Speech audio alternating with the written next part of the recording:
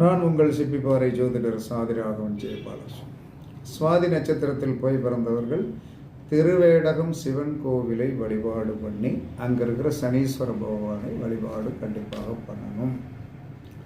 விசாக நட்சத்திரத்தில் போய் பிறந்தவர்கள் திருவிடை மருதூர் முகாம்பிகையை வழிபாடு பண்ணணும்.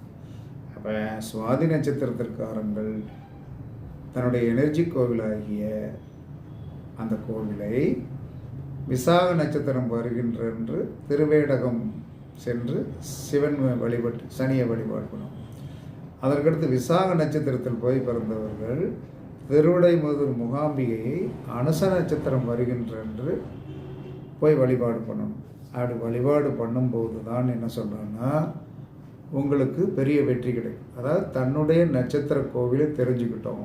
அந்த நட்சத்திர கோவிலை வழிபாடு பண்ண வேண்டியது உங்களுடைய நட்சத்திரத்துக்கு 2வது நட்சத்திரத்தில் தான் நீங்கள் போய் வழிபாடு பண்ணினால் பலன் 100% எனர்ஜியும் கிடைச்சிடும், தொட்டும் கிடைக்கும். அதற்காகத்தான் உங்களுக்கு அந்த இதை சொல்கிறது. பயன்படுத்தி பாருங்கள், வெற்றி கிடைக்கும்.